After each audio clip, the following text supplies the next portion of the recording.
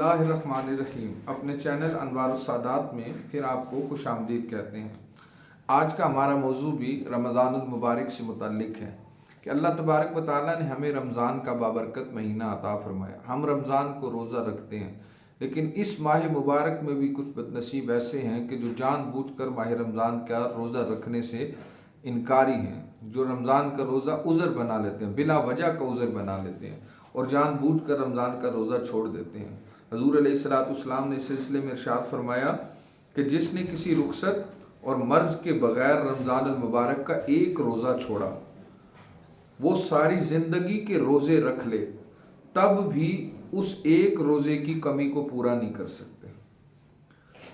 इसी तरह सैयदना अबू हुरैरा रज़ी अल्लाह ताला अन्हु से रवायत है, फरमाया जिसने रमज़ानुल मुबारक के एक दिन का रोज़ा उज़र या मर्ज़ के बग़ैर तोड़ दिया, अगरचा वो इसकी सारी ज़िंदगी के रोज़े रखे तो वो रोज़े उसके एक रोज़े की कमी को पूरा नहीं कर सकते। नबी करीम सल्लल्लाहु ताला अलैहि वसल्लम ने एक और हदीस मुबारक में कमाल इरशाद फरमाया। आका अलैहिस्सलातु वस्सलाम फरमाते हैं कि अल्लाह अज़्ज़ व जल ने इस्लाम में 4 चीज़ें फ़र्ज़ की हैं, जिनमें से अगर 3 पर अमल किया तो वो 3 भी उसके काम नहीं आएंगी।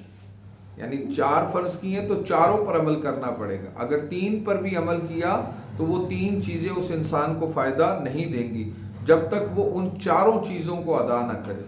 पूछा गया या रसूल अल्लाह वो 4 चीज़ें कौन सी हैं? फरमाया नंबर 1 नमाज, अल्लाह तबारक व तआला ने इसे फ़र्ज़ करार दिया है। नंबर 2 ज़कात, अल्लाह तबारक व तआला ने इसे भी फ़र्ज़ करार दिया है। नंबर 3 रमज़ानुल मुबारक के रोज़े। नंबर 4 बैतुल्लाह शरीफ का हज।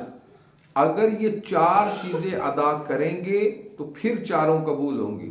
अगर इंसान 3 अदा करे, मसलन नमाज पढ़ ले, ज़कात दे दे, बैतुल्लाह का हज कर ले, लेकिन रोज़े ना रखे, तो इस हदीस से ये पता लगता है कि फिर ये 3 चीज़ें भी इंसान को फ़ायदा नहीं देंगी।